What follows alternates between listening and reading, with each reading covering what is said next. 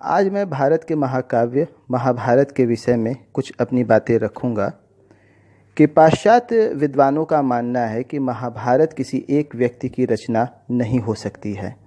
Max Muller, विंटरनिस, McDonald, weber आदि का यही विचार है तथा कुछ भारतीय विद्वानों ने भी इसका समर्थन किया है। दूसरी ओर महाभारत में यही कहा गया है, कृष्णद्वैपायन मुनि ने 3 वर्षों तक निरंतर जागते रहकर महाभारत नामक इस आख्यान का प्रणयन किया। प्राचीन परंपरा महाभारत के रचयिता महर्षि व्यास को मानती है, जो एक द्वीप में जन्म लेने के कारण द्वैपायन व्यास भी कहे जाते हैं। कृष्ण वर्ण का होने के कारण इनका पूरा नाम कृष्णद्वैपायन व्यास है। वेदों का विभाजन करने के कारण इन्हें वेद व्यास भी कहा जाता है।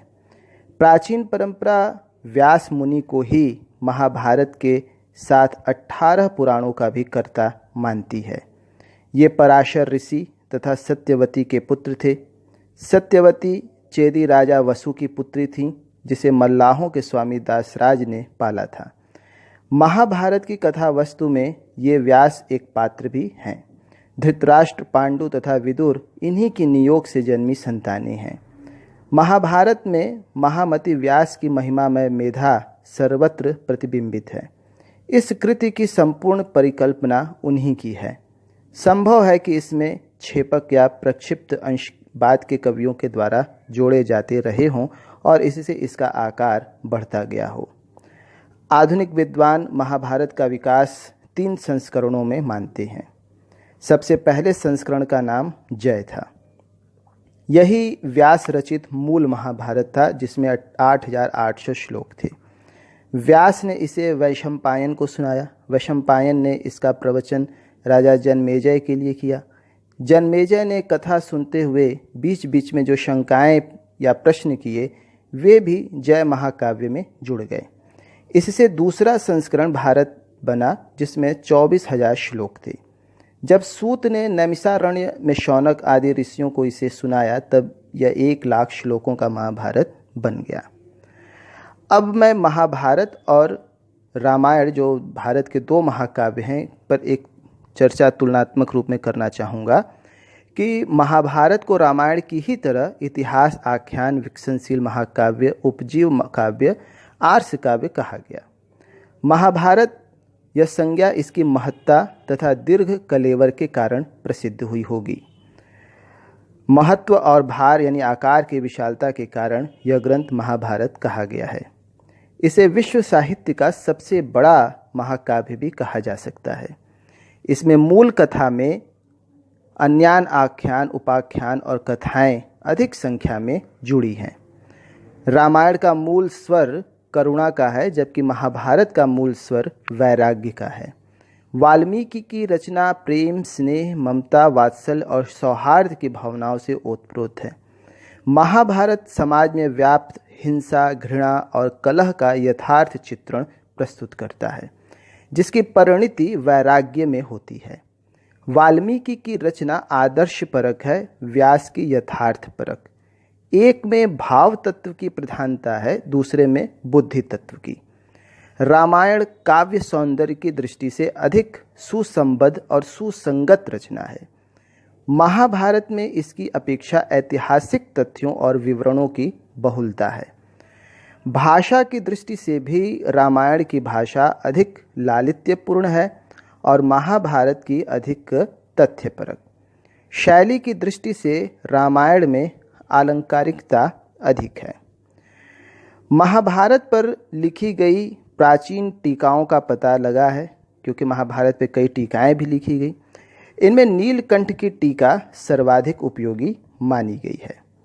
अब जहाँ तक रचना काल की बात है, तो 5वीं शताब्दी के दान पत्रों में महाभारत को धर्मशास्त्र के रूप में उद्धृत किया गया है, जिससे प्रतीत होता है कि इस काल तक महाभारत को प्रतिष्ठा मिल चुकी थी। महाभारत नाम का सर्वप्रथम उल्लेख आश्वलायन गृहसूत्र में मिलता है।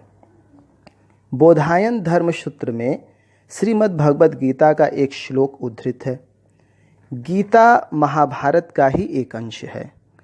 आश्वलायन तथा बोधायन धर्मसूत्रों का रचनाकाल 400 ईसा पूर्व के आसपास माना जाता है। अतः महाभारत रचना की उत्तर सीमा भी 400 ईसा पूर्व ही मानी जानी चाहिए। महाभारत अपने विशाल कलेवर में इस देश की परंपराओं और सांस्कृतिक उपलब्धियों का विशद इतिहास प्रस्तुत करता है। महाभारत की विषय वस्तु की इस विविधता तथा विपुलता के कारण ही यह कहावत प्रचलित हो गई, यन्न भारते तन्न भारते, अर्थात जो भारत यानी महाभारत में नहीं है वह अन्यत्र भी कहीं नहीं मिलेगा। धर्म, राजनीति और आचार पर विशद चिंतन भीष्म और विदुर के वचनों में बहुत विस्तार से महाभारत में उपलब्ध है। श्रीमद् भगवद गीता जैसा धर्म, अध्यात्म और दर्शन का महान ग्रंथ महाभारत का ही एक भाग है। यही नहीं, गीता के अतिरिक्त कई गीताएं हुई हैं, जैसे कि पराशर गीता, हंस गीता, विदुर गीता, ब्राह्मण गीता तथा अनुगीता जैसे ग्रंथ भी महाभारत में ही समाये हुए हैं। इन ग्रंथों में भारतीय तत्व चिंतन का उज्जवल रूप में दर्शन होता है। भीष्म ने शांति पर्व में पांडवों को जो उपदेश दिए हैं उनमें नीति और जीवन के अनुभवों का ही निचोड़ है। महाभारत में अनेक प्राचीन उपाख्यान संग्रहित हैं जो भारतीय कथा परंपरा की अमूल्य धरोहर है। भारतवर्ष में ही नहीं, भारतवर्ष के बाहर कंबोडिया, बाली, जावा, सुमात्रा आदि में भी भारतीय संस्कृति के व्यापक प्रचार और प्रसार में महाभारत का योगदान अमूल्य है।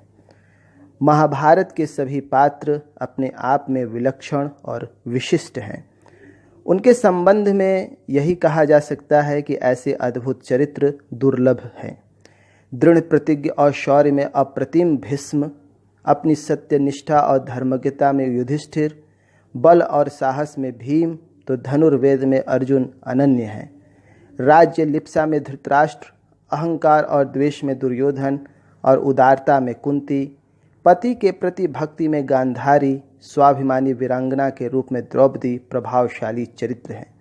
इन सब चरित्रों में कृष्ण का चरित्र अनोखा है। युधिष्ठिर अपनी मानवीयता तथा करुणा में अप्रतिम है। जहाँ तक महाभारत के विषय वस्तु की बात है तो महाभारत में कुल 18 पर्व हैं, जिनके नाम तथा विषय वस्तु इस प्रकार से हैं।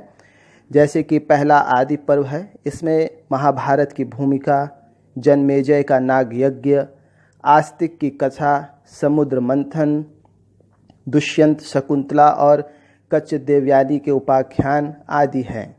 इसी प्रसंग में कौरव वंश के राजा प्रतीप की चर्चा आती है, जिसका पुत्र शांतनु हुआ।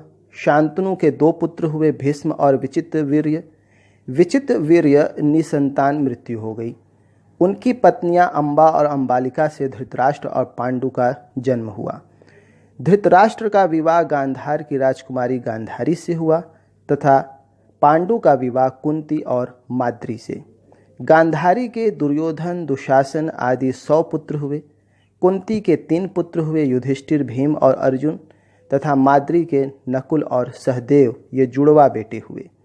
इन सब से रोचक घटनाओं के साथ कौरव पांडव राजकुमारों की शिक्षा, दुर्योधन का पांडवों को सताने या समाप्त करने के लिए षड्यंत्र रचना, लाक्षागृह में उन्हें जलाकर मारने के प्रयास का वर्णन आदि घटनाएं इस आदि पर्व में ही आती हैं। दूसरा है सभा पर्व। इस पर्व में पांडवों को इंद्रप्रस्थ का आधा राज्य मिलने के बाद युधिष्ठिर के राजसूय यज्ञ का वर्णन है। इसके अंतर्गत शिशुपाल का कृष्ण के द्वारा वध किए जाने का प्रसंग भी आता है। तत्पश्चात युधिष्ठिर का जुए में हारना, द्रौपदी का चीरहरण तथा पांडवों के वनवास पर प्रस्थान की घटनाएं इसमें वर्णित है। तीसरा अरण्य पर्व, चौथा विराट पर्व, पांचवा उद्योग पर्व, छठवां भीष्म पर्व है। इसी पर्व में श्रीमद् भगवद गीता का उपदेश है। सातवां द्रोण पर्व है। इसमें अभिमन्यु, जयद्रथ, घटोत्कच तथा द्रोण के मारे जाने की घटनाएं हैं। आठवां कर्ण पर्व है, जिसमें कर्ण के वध की कथा आई हुई है। नौवां शल्य पर्व है। इसमें शल्य के वध की कथा है। 10वां सौप्तिक पर्व। इसके बाद क्रमशः स्त्री पर्व, शांति पर्व जिसमें शैया पर लेटे भीष्म द्वारा पांडवों को राजनीति का उपदेश है, अनुशासन पर्व, आश्वमेधिक पर्व, आश्रम वार्षिक पर्व जिसमें कि धृतराष्ट्र के पास जाकर युधिष्ठिर का राजनीति सीखना है, मौसल पर्व, इसमें वनवास और ये बनी कि बलराम तथा कृष्ण का महाप्रयाण इस मौसल पर्व में आया है, और 17वां है महाप्रस्थानिक पर्व, इसमें पांडव हिमालय की ओर प्रस्थान करते हैं, और 18वां है स्वर्गारोहण पर्व, जिसके बाद से जो है ये अंतिम पर्व है जिससे महाभारत की समाप्ति इस ग्रंथ की होती है। अब जहाँ तक बात है कि भारतीय साहित्य पर महाभारत का क्या प्रभाव पड़ा, तो हम देखते हैं कि 11वीं शताब्दी में महाकवि क्षेमेंद्र हुए। इन्होंने अपनी रामायण मंजरी तथा भारत मंजरी जो ग्रंथ लिखे उसमें रामायण और महाभारत का ही सार प्रस्तुत किया गया है। भास जिन्होंने 6 रूपक महाभारत की कथा के विभिन्न प्रसंगों को प्रस्तुत करते हैं। भारवी का जो किरातुजनी है और भट्ट नारायण का वेणी संहार तथा राजशेखर का बाल भारत, ये ऐसे मतलब कई महाकाव्य और नाटक महाभारत से ही प्रेरित हैं।